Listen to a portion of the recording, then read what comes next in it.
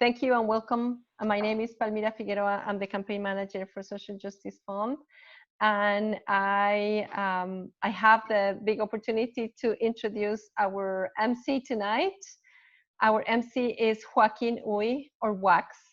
To those who know Wax, he is a former Social Fund board member and a Giving Project veteran and a big Giving Project fan.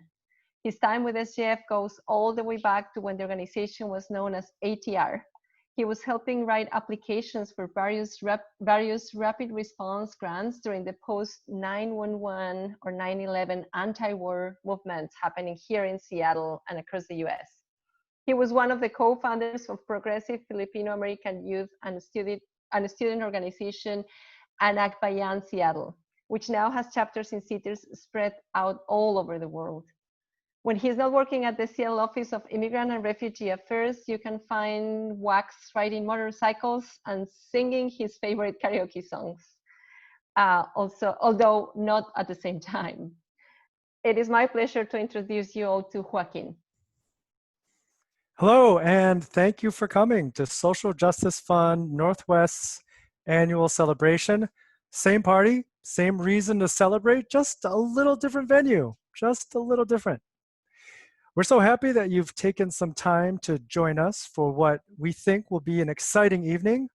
Side note, I love this virtual background. When I move, it looks like you can see my aura. It's so trippy. I love it. It's like you're on mushrooms. Not that I've ever taken mushrooms. We're going to commemorate the work that's leading to liberation. We're going to learn and connect with beautiful people on the front lines of social justice, racial justice, all of the justices, and we hope that you'll join us in helping sustain this movement.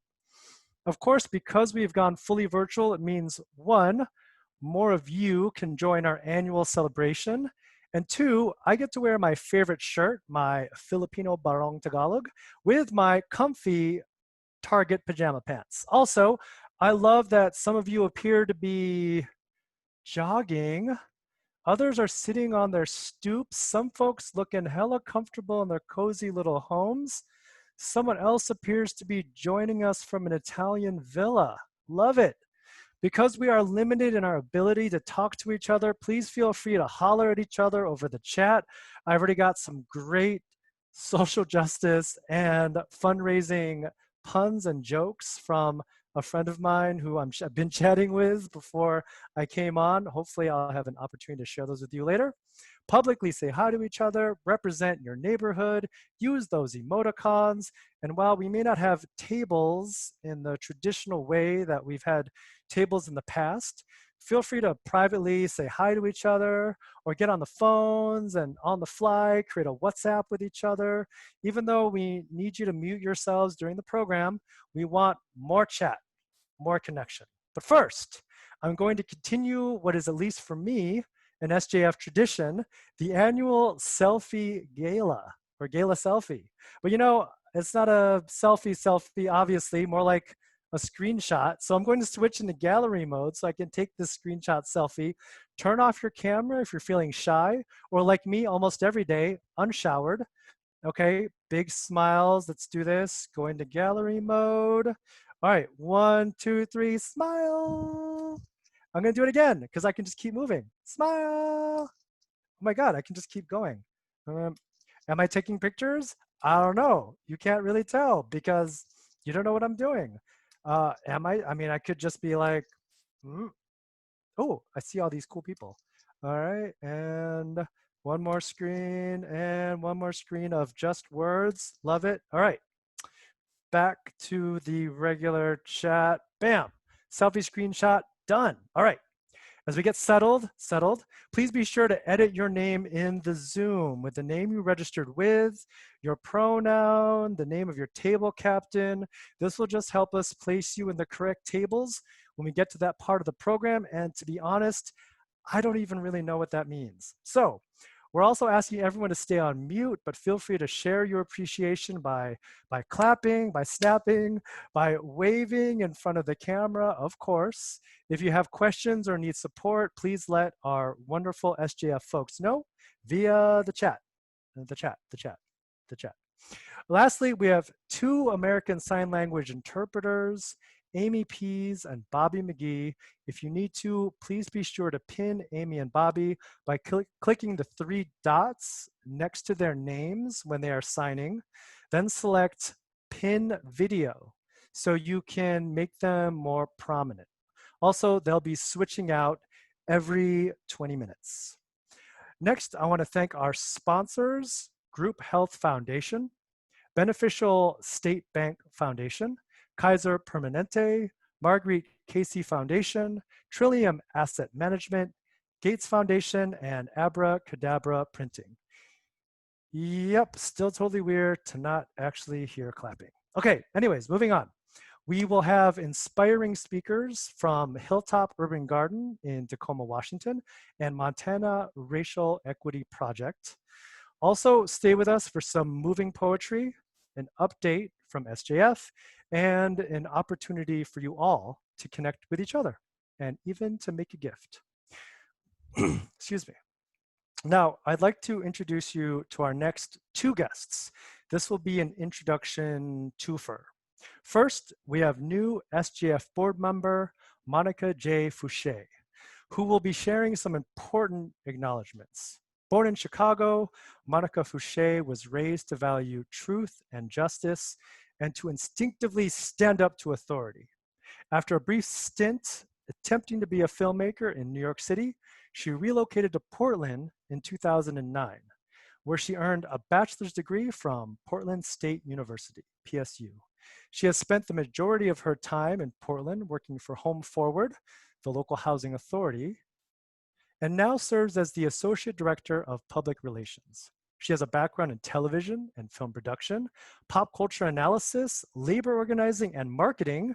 She reportedly plays the ukulele as well, but admits she isn't very good. I'm with you there. She continues to advocate for Black liberation through education, community organizing and building, protest, and encouraging others to make standing up to authority an instinct and a reflex, because this is what her parents encouraged her to do. So go ahead and a round of applause for Monica. So weird that I cannot hear people applause, but I see you, I see you, I see you in the screens. Thank you, thank you. Okay, and then after Monica, we will experience work by Dujie Tahat. Dujie Tahat, he, they, is a Filipino-Jordanian immigrant living in Washington State, and I'm always so pumped running into them in community like now. They're the author of Here I Am, Oh My God, selected by Fadi Judah for a Poetry Society of America Chapbook Fellowship, and Salat, selected by Cornelius Eady as winner of the Tupelo Press Sunken Garden Chapbook Award. Their poems have been published or are forthcoming in Poetry, Sugar House Review, Poetry Northwest, the Southeast Review, Asian American Literary Review, and elsewhere. Dujie has earned fellowships from Hugo House, Jack Straw Writing Program, and the Poetry Foundation, as well as a work study scholarship from Bread Loaf Writers Conference. With Gabrielle Bates and Luther Hughes, they co-host the Poet Salon podcast. Claps and snaps for Dujie. All right, I see you doing all the things. But first, Monica Foucher.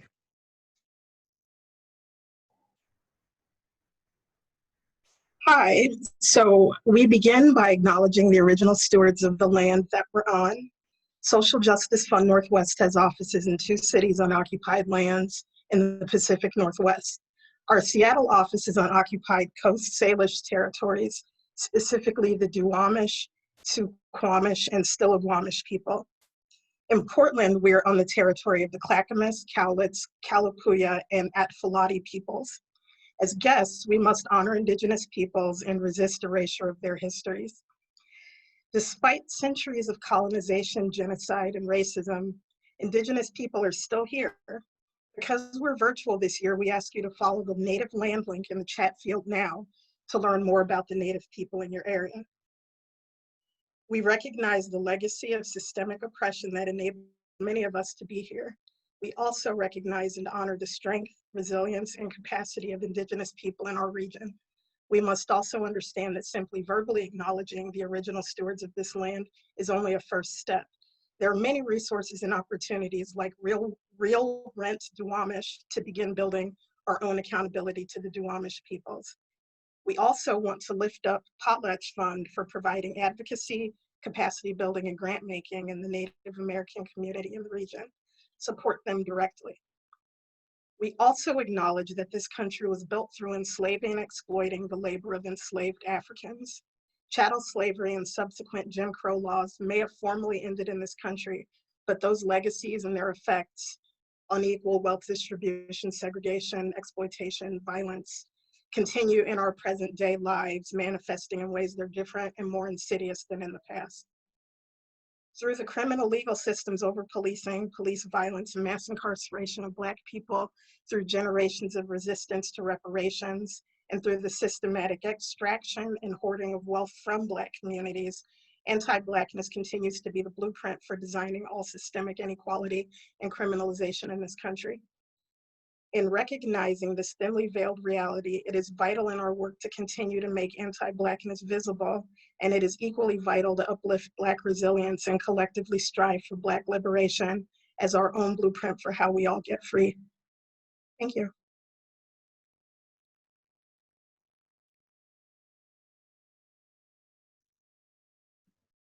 Hi, everyone. It's so great to be here. Special thank you to Allison for inviting me and Mano for making this all happen. I think I've got about 5 minutes here to read you 2 poems and then 5 minutes at the end to read you 2 more poems. Yeah, thank you all for being here and for bringing poetry into the space, because I do work in political nonprofit advocacy and campaigns as part of my day job. That's what I get paid to do, and I have poetry as like a non-paying side hustle, and it's nice for those worlds to collide and get a chance to read poems here. This first poem is called Politics Isn't Solitaire. It's after Ken Workman and the Duwamish tribe. When someone asks me for my papers, I think of land acknowledgements. Depending on the room and person speaking, their blessings, invocations, self-flagellations. There's a way to do this that makes people out of a nation, Ken says. You know him as Chief Seattle. I know him as Grandpa. It's important that when you're here on this land, you know where you are. It was a man named Lee who invented the Southern strategy, and now it's gone digital. Don't make people perform their pain. My name tells you my father's name, his father's, his, and so on, yet no heads nod. The keynote says solidarity is a verb. A nation is solidarity. The game is geographic realignment. Miami-Dade, DeKalb, King. We're not winning where we play the hardest. It's clear how, center the base. I've never lived in the South. We live in Puyallup, the woman in the video says. Everyone's bumper's messed up, but the cop pulled me over. You know why. All of this is just an excuse to do the right thing. You know what kind of person needs an excuse to do the right thing. The opposition says we is an us. Because there's a them, we should hate the government. Politics is the language of the interior made out in the open between people, too many voices at lunch. In a breakout session, they're turning this moment into a movement, whereas in our movement, well, it's more of a campaign. So much movement in this here conference program. Needs-based compensation is a radical framework if a nation is a green nonprofit. A nation is blue and red. The game is to make it blue. Immigrants aren't victims. The research says what I've been trying to this whole time for years. What holds us back is a blue mayor. The nation is a blue bruise. I'm a nation. I'm a blue bruise. The architecture of our politics is a statistical representation of our nation. If we aren't attending to how I recuse myself from my body or my body from this room, I will burn out. A struck match, a midnight flare. Someone asks why we don't care. Young people are so alienated and dispossessed. I live in a place of anger, so this will be challenging. I'm so depressed. The researcher says, racial justice is more than a job, it's culture building. Everyone says that, but someone has to mean it. So the funders applaud. A standing ovation. A thundering stampede of bison hasn't been heard in decades, so I recently learned the grassroots wither. Everyone knows young people are better systems thinkers. We have people and ideas, but we need funding. The rainy day is now. The only condition of the first Duwamish Treaty was unencumbered access to their burial land. The board members nod. They love the story of the Serengeti elephants who talk to the earth through their feet. They want to know how low the frequency goes. Their almost billionaire friend Nick once warned them the pitchforks were coming. Now his shop sells pitchforks on t-shirts and mugs. No one points to the irony. Everyone's afraid as if it weren't all ending soon. Ken says, the ground blesses our feet more than yours because we've been dying here for millennia. Die, decay, get sucked up into the trees, exhale, repeat. There are more words for thank you than one person can know. I know some. You've got others. When it storms, I thank all the grandmas, my Judith and Lola. Bless my lineage.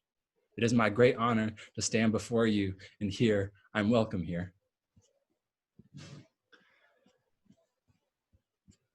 Woo! Thank you, thank you. That feels like the right one to start off on. My next one's a little shorter, and then the rest of the program, and then I will catch you all at the end here.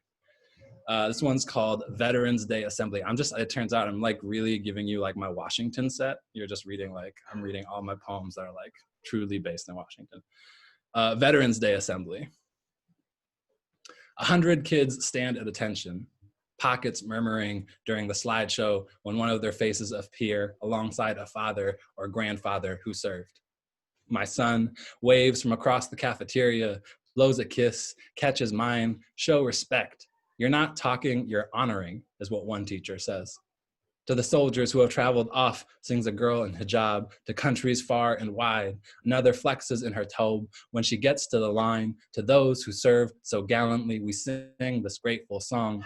My oldest daughter wrote an essay on service, which is why I'm here. One small act of service can do a lot, she says. The kids with speaking roles focus in on the smallness of things, and I get it. Start with something small, and maybe someday you'll be a veteran too. Today's special guests did 2 tours in Afghanistan, 1 in Iraq, piloted an unkind war machine my people ran from. My people, who are your people? The answer is blowing in the wind. The kids sing in harmony. At this time, we will have a recession of colors. More kids say they want to thank the veterans. The R in service stands for recycling. The I in imperialism is weeping in a room full of children, lifting, carried away by the same water that impelled my parents to bring me here. I am so moved, yet so hurt. I love these kids. I love the love these kids have. I love their beloveds and those who call them beloved. And isn't that, after all, how the project persists? Thanks.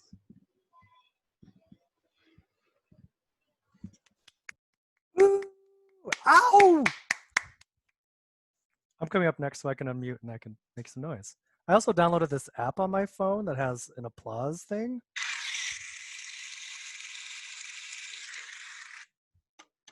It's 2020, why not? All right, that was beautiful. Another round, make some noise, show some love in your rectangle. Thank you so much. Yes, yes. All right, let's talk about why we're here. The long arc of justice, the even longer work of people generations before us, this essential and continual uprising. Our belief of a liberated future, we're here because everyone has something to offer to build towards that future. It's incredible to see movement work locally, regionally, and globally. Obviously, this didn't come out of nowhere. Didn't sprout from a vacuum. This has been the result of individuals working to upend, to change permanently, harmful systems to make the world a more equitable, just, and humane place. I'd like to introduce our first speaker, the new executive director of Hilltop Urban Garden in Tacoma, Washington, Carmetrus Parker. You're about to experience a clear example of someone embodying a human-centered approach to organizing. Carmetrus, she, her, hers, is the executive director for HUG, which is my all-time favorite acronym, and has lived in the Tacoma-Pierce County area for most of her adult life. Carmetrus transitioned to the role of HUG ED amid the pandemic and Black Lives Matter uprisings. Carmetrus previously held the position of development director and then chief operating officer at Tacoma Urban League. Although she has held various titles, her most important role is that of mother and caretaker to her family. Introducing Carmetrus. Thank you so much. Thank you all for being here. This is quite strange to be virtually like this, but it's our time. I want to start off by sharing a little bit about me. I moved to Tacoma as a teenager after being raised in the Midwest all my life. I grew up surrounded by the safety of my extended family, my maternal grandparents, my aunts, my uncles, my cousins. My grandma was and still is the reigning matriarch of my family. She commanded respect and wielded a fierce love for her children and grandchildren like a mighty sword. She was the first image of feminine strength, courage, and resiliency. I want to share a story from my past, my youth. I was a young girl entering middle school, and I had been sent to stay with my grandmother back in Norman, Oklahoma. This is one memory among many that have haunted me. I joined the basketball team. Our team lacked in many areas, and we had an undefeated losing streak. Seriously, it was awful to watch. During one game, a few of the kids on the other team started taunting us, mainly me. I was the only Black girl on the team. I, along with a few of my teammates, mouthed off back at them. I remember feeling confused about why they were so upset. They were winning. Still, none of it mattered to me too much. It wasn't the first time someone talked smack to me, and it wasn't going to be the last time I returned it. After the game, the other team refused to give us high fives or handshakes. It was cool, whatever. Then the racial epithets started flying. I grabbed my bag to leave the gym, and one of the girls blocked my path. I told her to move, or I was going to have to move her. She didn't budge. She just kept yelling at me, told me how Black and ugly I was. She moved as if she was going to push me, and I immediately defended myself. Suddenly, the coach from the other team was towering over me, and I was on the ground. That white man had pushed me down. I was sent to the office and told I was in trouble and need to call my grandma.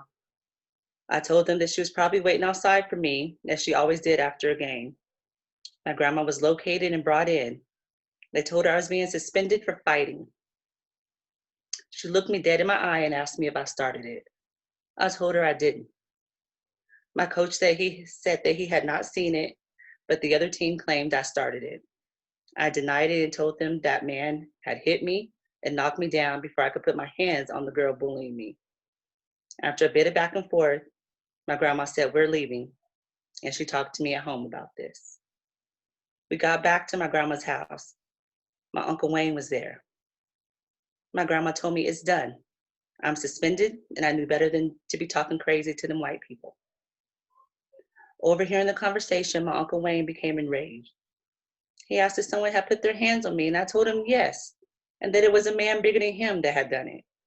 He insisted his mother, my grandma, take action, and said, why did I have to be out of school for something that wasn't my fault?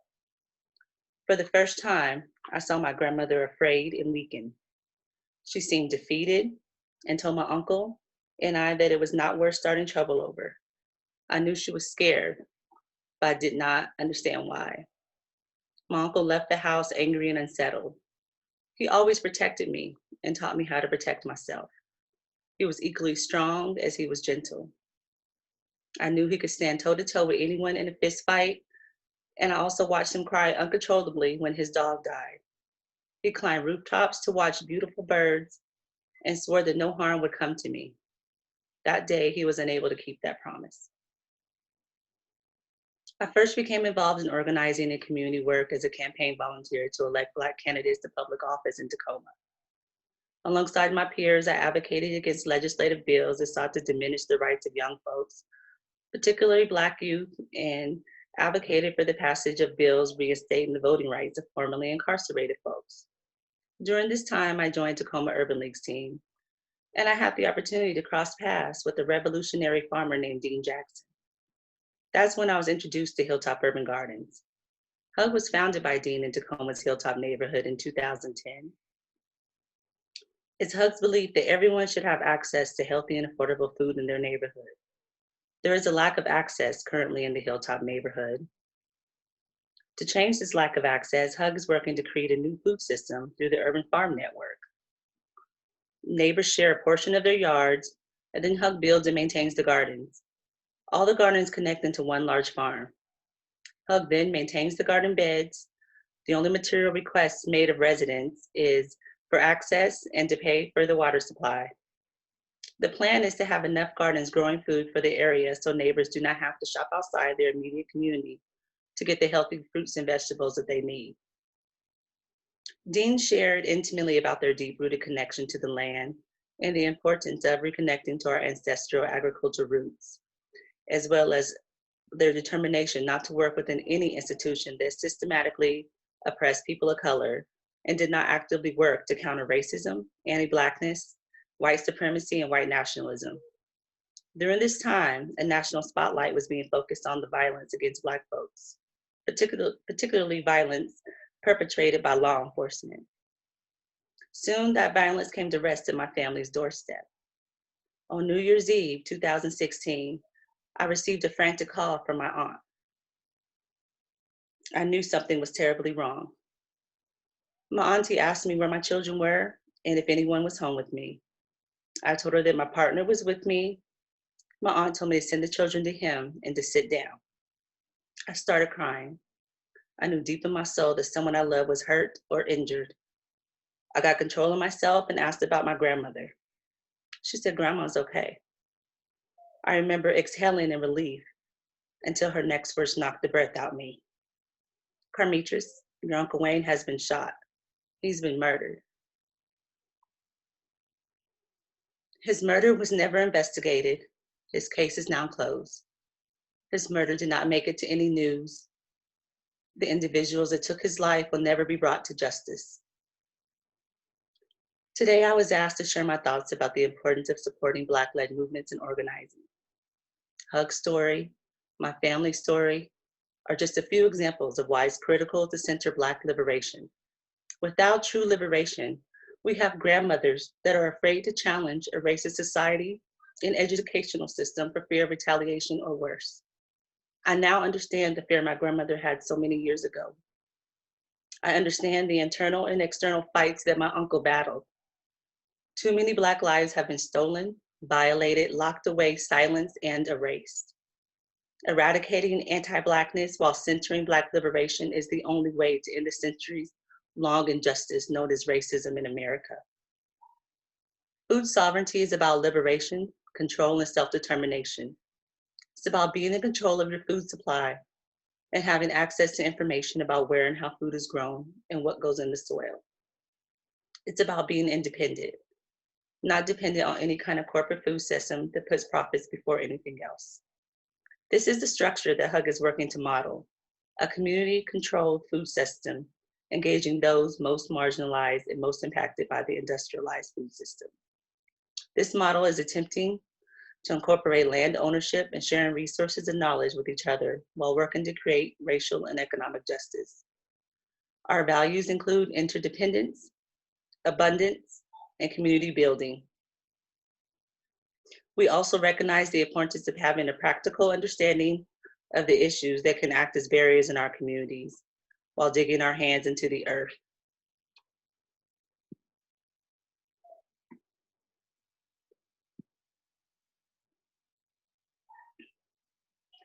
My apologies about that technology. The model that HUG is building is attempting to incorporate land ownership and sharing resources and knowledge with each other while working to create racial and economic justice. Our values include interdependence, abundance, and community building.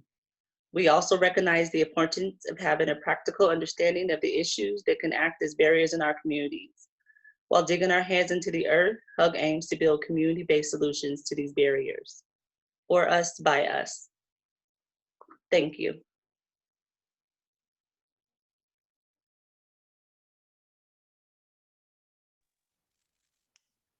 Thank you so much, Carmetrus, for sharing your story and telling us about the impactful work that HUG is doing in the community.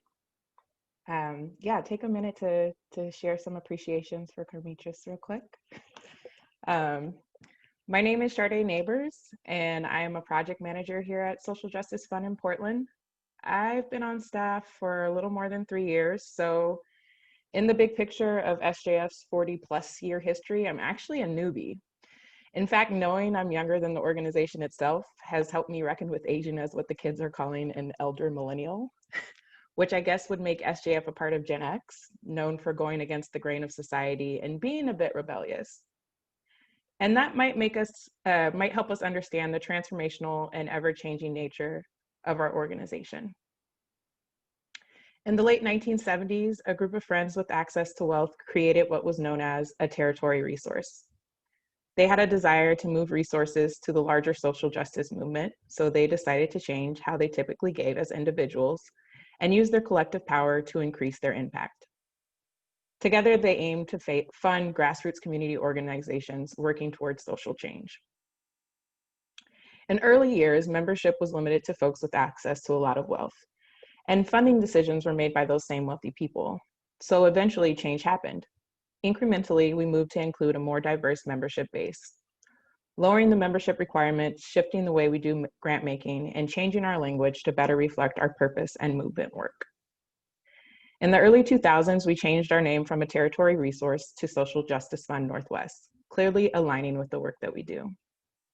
SJF has continued the transformation started with ATR.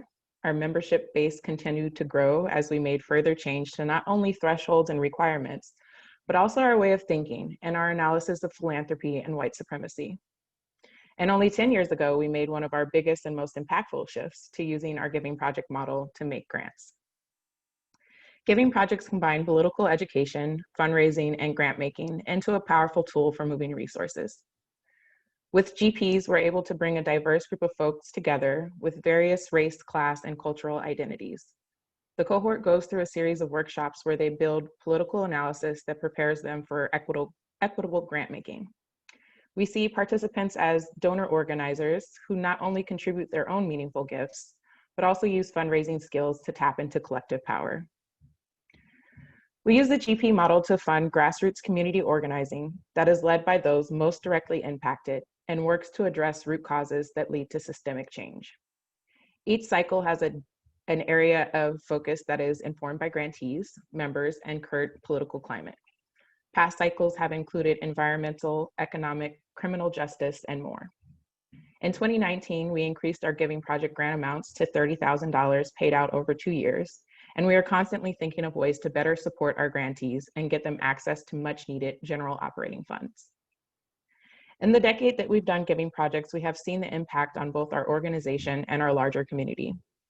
Because of the nature of social justice work, we are constantly evaluating and reevaluating our processes, policies, and practices. In growing our membership base, we have been able to continually grow our political analysis and further recognize areas of growth. One of the ways in which we've done this is with our organizational commitment to confront and eradicate anti-Blackness while centering Black liberation in our work. In the last 3 years, we focused on that work both internally with staff and board, but also externally with grant making and programming. The Giving Project itself has transformed over the years to be more accessible to Black folks and other people of color in both the structure and the content. Right now, we're actually recruiting for 2 Giving Projects, which will start next month. We have a few spots open for BIPOC and our Forced Migration and Displacement Project, which will be a multiracial cross-class group that will support organizations that are addressing the systemic impact of historic and ongoing land and housing instability. The second project, Black-led organizing, will be a cohort of folks from the African diaspora who will support Black-led organizations as they work towards Black liberation. If you're interested in learning more about either project, please follow the link in the chat or visit our website at your convenience. Though the Giving Project model has been what a dear former colleague has called the bread and earth balance of our organization, it's not the only form of resourcing movements that we do. We have smaller monthly grant cycles to help seed newer organizations and to respond to emergent issues impacted community space. Also this year, in response to the global pandemic and viral anti-Black violence, we were able to mobilize resources for both short-term and long-term work to address the impacts of overlapping crises. Another new form of grant making that has come from our ever-changing work is our Fund for the Frontlines campaign. We have a brilliant group of folks that are spearheading the campaign, and real quick, we want to show you a video that will share a little more information about that.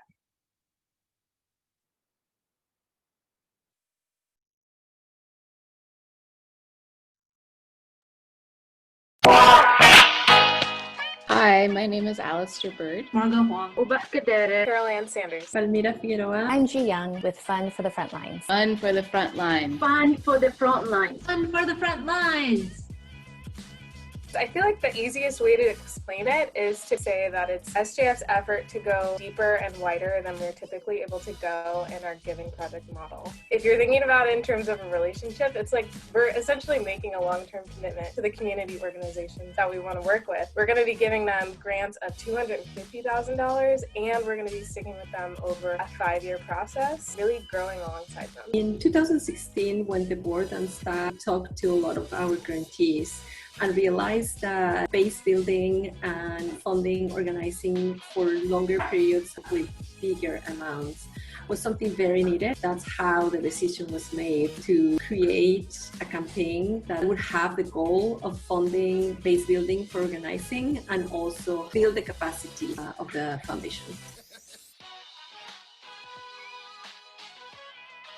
Yeah, I joined Fund for the Frontlines campaign because I'm excited about the possibilities. I thought that the campaign had great focus, and the BIPOC group involved was fantastic. I was really excited to learn that the steering committee for this was going to be entirely BIPOC-led, and I wanted to be a part of that. Through the last few years, the learnings that we've had around Black liberation and focusing on dismantling the white supremacist lens that we have been using in our way we fundraise money, in our way we organize donors, has been transforming. With that transformation, the Fund for the Frontlines has transformed too.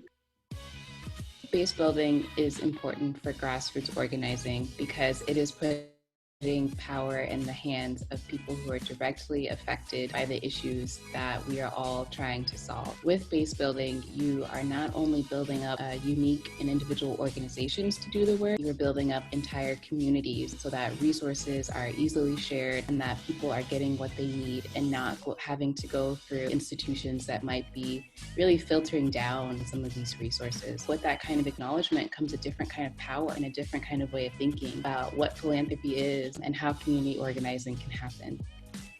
So what I hope this campaign accomplishes the ability to move money to our organizations, which we've already done, which is amazing. And then also just organize and gather around BIPOC volunteers and fundraisers to do this work together, that it's not done for us, but done with us and by us. We're not on the sidelines witnessing or being recipients, but participating and leading, and that feels really powerful. Just the idea of having a fund that funds base building, funds leadership development, funds community organizing, fund folks who are on the ground doing this work, all that in our region excites me. Donate. Donate. Donate. Donate to Fund for the Frontlines.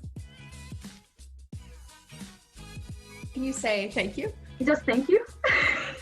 Yeah. I can say thank you in 3 languages or 4. Yeah. Oh my God, do it. You. Wa mahadsan tahay. Shukran. Merci beaucoup.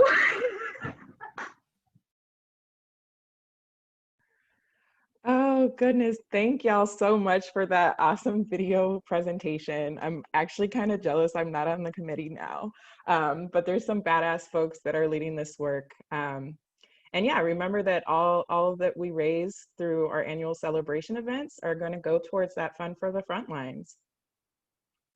In a few minutes, we're going to go into breakout rooms. But first, I want to pause for some reflection and give you a prompt to take with you. I spoke about our history as an organization and how we do our work and how that work has changed to align with the movement. A big part of movement work is base building. SJS has been able to evolve over the years because we've built a base of folks who bring a diversity of thought and resources that enable us to lean into our mission and fulfill our vision. We want our grantees, the folks who are out there doing this work on the ground in the most impacted communities, to have the stability and strength that comes with base building as well. So as you go into your breakout groups, I want you to think about these prompts. And they're up on the screen too. So what does liberation look like?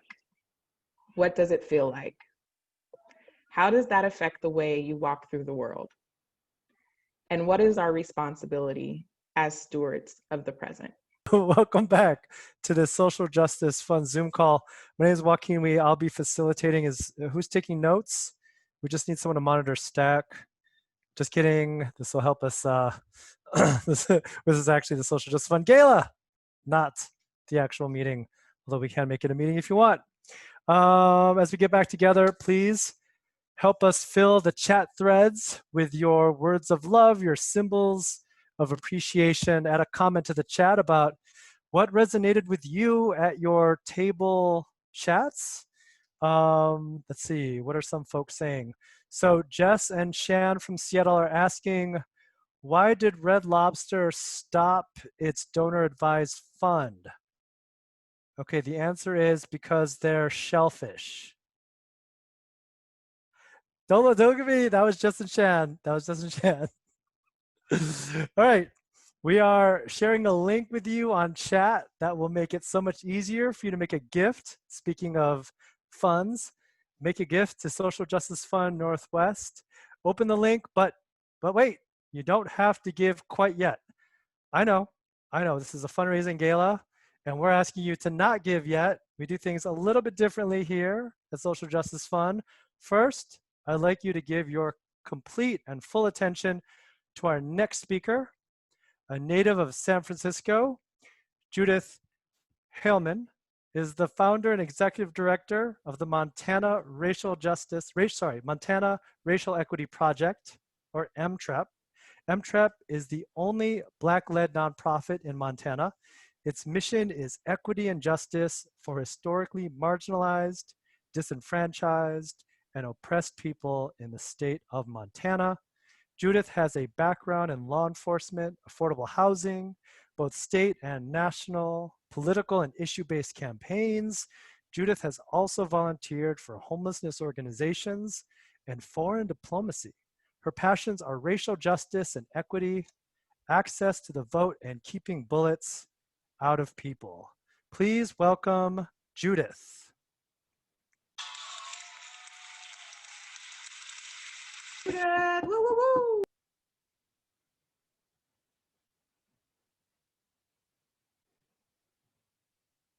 Oh, Judith, I think you're on mute.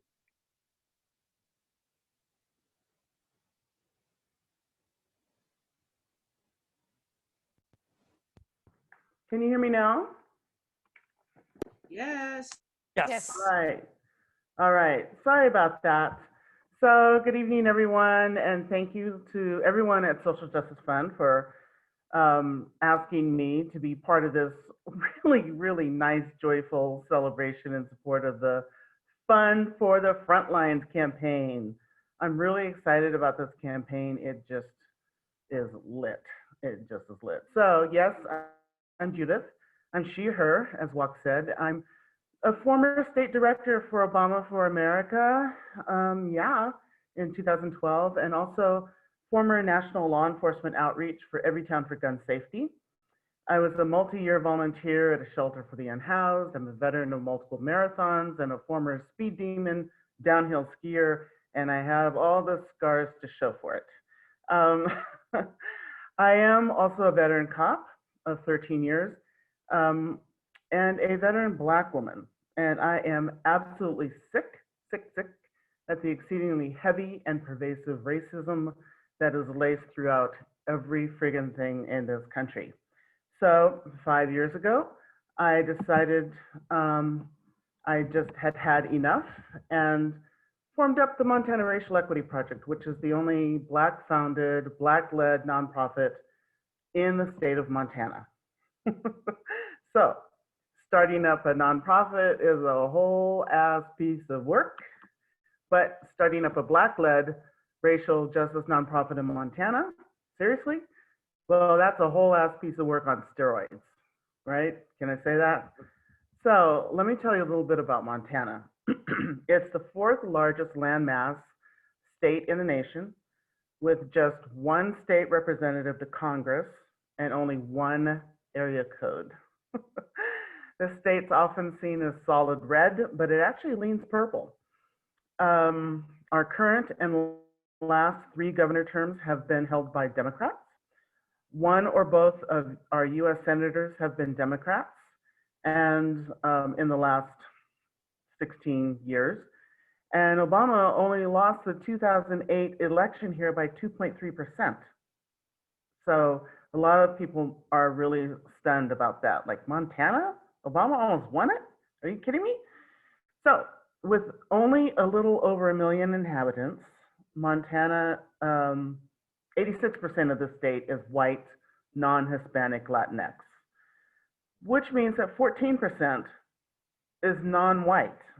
So depending on who you talk with, Native Americans are between 7 and 11% here. Hispanic and Latinx are, let's see, about 4%, and Black folk are at under 1%. So, by the way, Steve Bullock, our current governor, is running for U.S. Senate, and that would be one of the races that would help flip the Senate towards Democrats in the U.S. Senate. Anyway, back to our makeup. Of course, Indigenous, Brown, and Black kids here in Montana are targeted for high arrest rates in schools. Our jails and state prisons, women's and men's prison, one each, have an inordinately high number of Indigenous, Black, and Brown folks in them.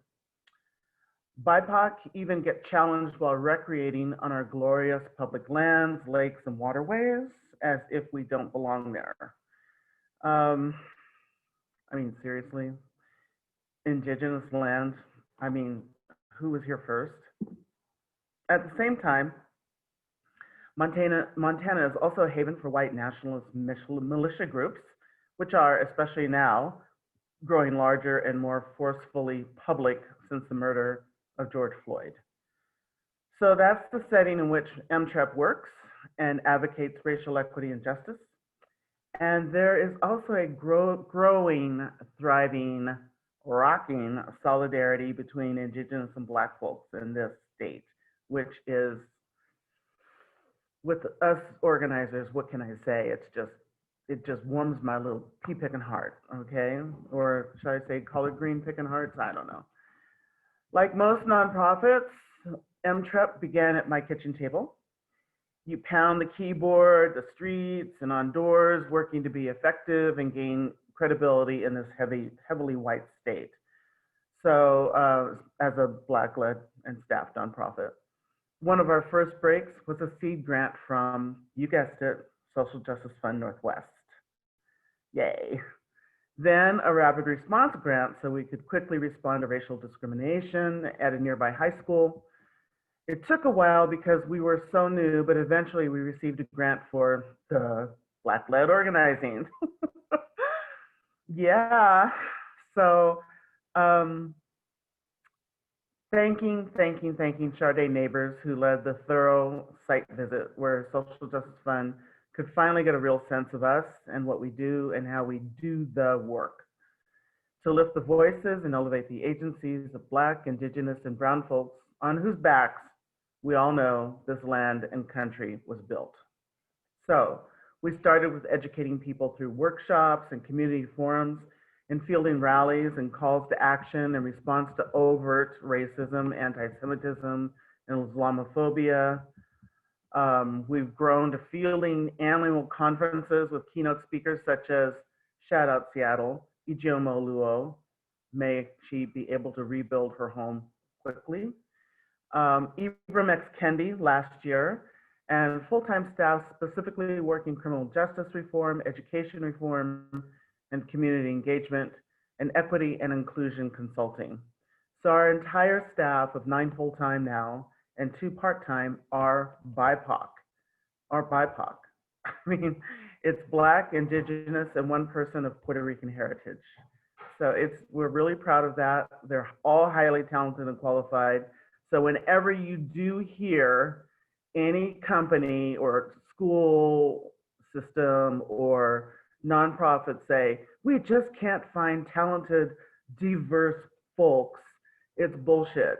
Excuse my language there, but we had so many people virtually banging on our door that had not only a bachelor's degree, many didn't, and that didn't matter to us, but there were people with bachelor's degrees, there were people with masters of science, masters of social work, PhDs, and JDs who were applying for our jobs.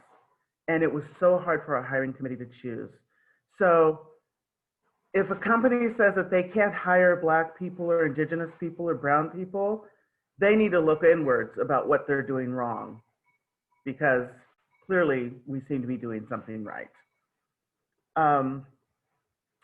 So all that to say that we appreciate Social Justice Fund Northwest so much. We all should appreciate Social Justice Fund, but we appreciate you for your general operating grants. You're wanting to know how across the board diverse our organization is, from staff to board to volunteers, as far as queer, trans, as far as race, as far as ages, as far as disabilities. We love that because it's so important for all nonprofits, especially working racial equity and justice and social justice, to really walk the talk, not be performative, because so many are very performative, and that is so not good. And we love how invested your grantees are in the communities that we serve. Because of all of that, because all of that is so very, very critical to true authenticity, as I said, in dismantling white supremacy. And we appreciate you for the tough internal anti-Blackness work that you guys have been doing. I mean, I can see it, and it's really wonderful, really wonderful. So Social Justice Fund Northwest, you began supporting us when our budget was less than $50,000 a year. You developed faith in us, our mission, and how we are executing it. And now, thanks in part to you and your giving projects, we are at the level of staffing that we are and kicking some serious ass. Okay? So yeah, everyone, reach into your pockets and pocketbooks, down in the sofa cushions, check under the seats of your car,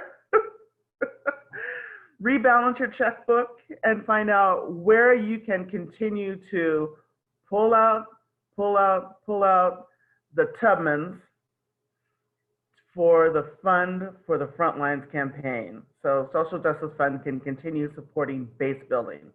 Help support Social Justice Fund, help orgs like ours dismantle white supremacy and make the world a better place for BIPOC and for everyone else. Thank you, thank you, thank you. All right, pony up.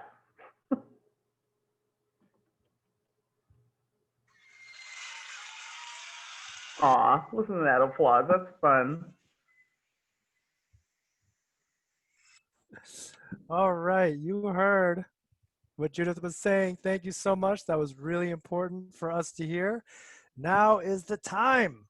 Now is the time for you to follow that link in the chat. Wherever it is, we'll give you some time to fill out all of your information. Also, I just want to shout out to all the cutie pie little ones who are in those rectangles. Yay, thank you parents and caregivers who are letting your children come into the camera. Sometimes when I'm on a Zoom call, it's the only thing that allows me to pay attention.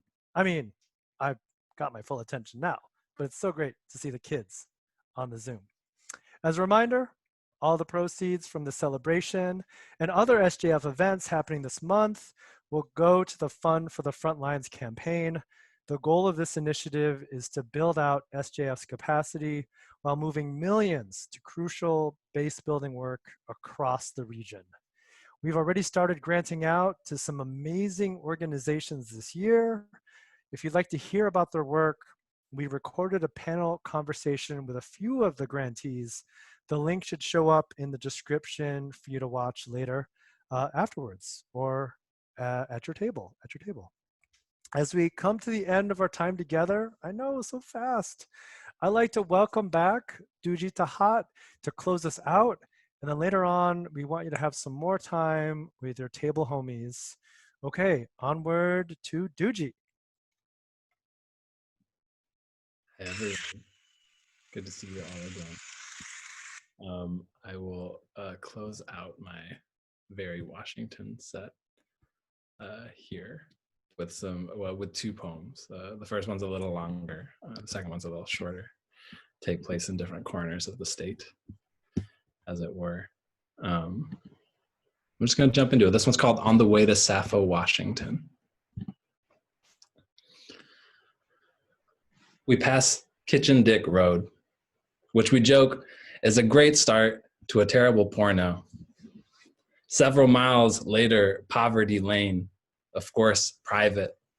Rusted, sunken houses between, because the population of where I grew up, she asks if I consider myself from a rural town. Of course, I say. You see that house over there? The one that's close to abandoned, but clearly isn't? I've lived in that house. I know the families that live in that house. I'm just interested in an aesthetic of elaboration, an aesthetic of the adorned and well-kept, so I had to leave. We got there late, the sun nearly gone. Informality is how I signal my body, a slip of mortality. The real practice is being happy you were interrupted at all. When we cross Hood Canal on the floating bridge, she likes to remind me it's one of the deepest parts of the ocean, this close to a shore. I know, I say. Look and point to the submarines. I joke nuclear war would start here, a joke because it's true and we're not ready for that kind of honesty yet. We broke up the night before. I've been deep in depression for months, probably. For weeks, months, probably. I love her but can't reach across, can't lift my hand to find hers and look. I know this can only go on for so long, yet that knowing sinks me. Further, she could leave me, should, really. Some call me rude to her face, but the waves crashing onto La Push don't give a fuck about my authenticity. My confidence betrays me. The exchange of fluids, any fluid, is vulgar, and I love it. Everything has a form, so when I smack my rouge lips in the city, I'm smacking my rouge lips in the city. My body of work is more than where my body ends, which I both like and don't like. It means you can catch me, but you don't. We're out of cell tower range, so we don't know yet that the president is tweeting to provoke war. He has an election to win, so another war, where war, a war there for more wares at the bar, a kid in camo wears war. We are war, where are we? Warring now, war are we? The Greeks thought Persian sounded like barbar, so we're off to another barbar war. It makes no sense.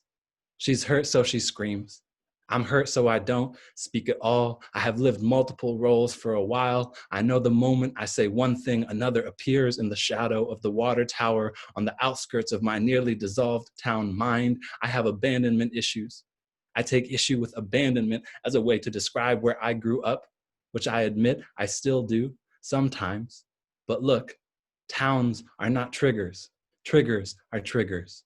Bombs are bombs. My cousins are blood in the Boot Hill Boot heel of war footing, looking away from a problem can be a kind of grace. She pulls me towards the beach. The ocean makes oblivion look so seductive. I need a here to go there. Yes, I have fixed poles. I just don't live any there anymore. Look, I swear I'm happy. My feet are just wet. I hadn't planned for my feet to get wet.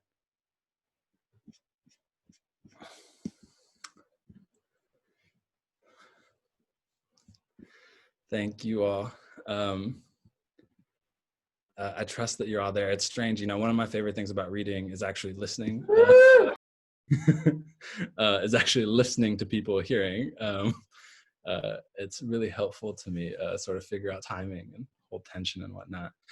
Again, great big old gratitude to the whole SJF team. And Wax for emceeing and everyone for being here. It's such a really, you know, special org, special project. I should say, because I work in politics, you know, oh, I should say, like, yes, you can buy my books, but also I work in politics, so you can hire me. You know, that's another way to support artists. Feel free to reach out. No, this last poem, it takes place in Eastern Washington, in Yakima, where I grew up.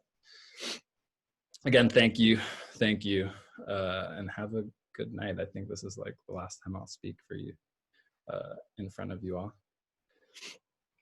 This poem is also sort of shout out to the experience. I don't know if any of y'all have had it, where you think you're remembering a thing, but like you have to Google it to confirm that like it was a real thing that happened and not just like some weird dream experience.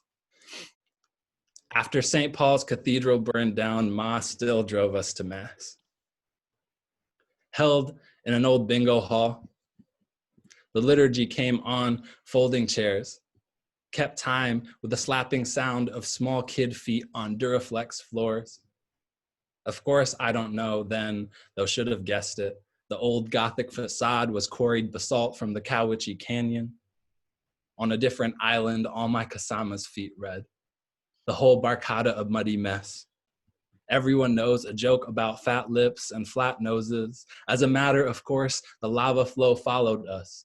The older Filipino women in the portico are my aunties. When the firefighters broke into the smoking church, they found the altar already aflame. Too dangerous for Father Royce to retrieve the Eucharist, the 100-year-old domed ceiling caved in. A man searching for a shirt from the clothing bin, lighting his way with a match or a Bic. He couldn't remember, so he was fined $4.4 million and spent 3 years in Idaho maximum security. Stacks of soot-slick stones were all that was left in the end. We knelt on hard ground. Thank you.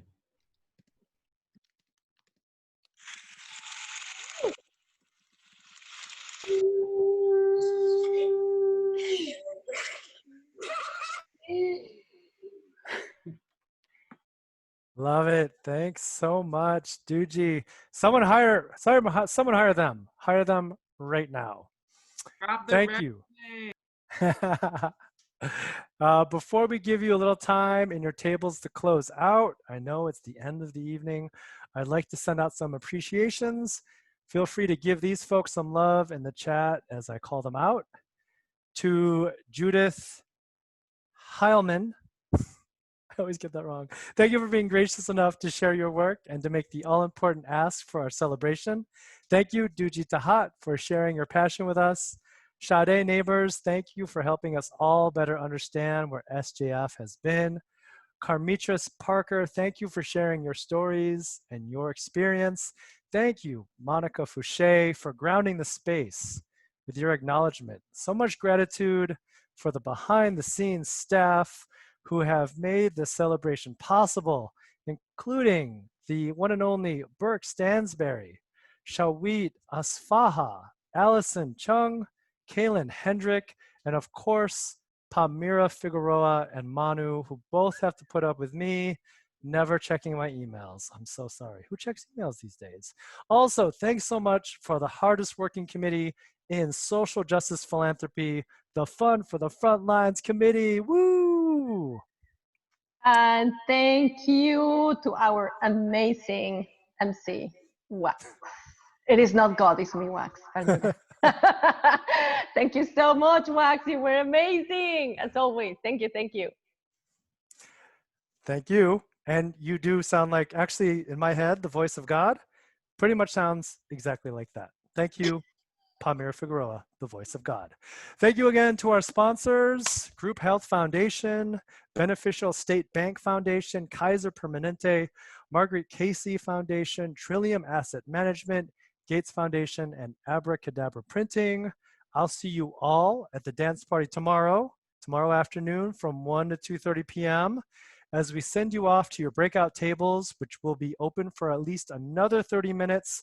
Here again in the chat is the link to make your meaningful gifts. If you haven't already, please be well. Take some time for yourself in these wild and ridiculous times.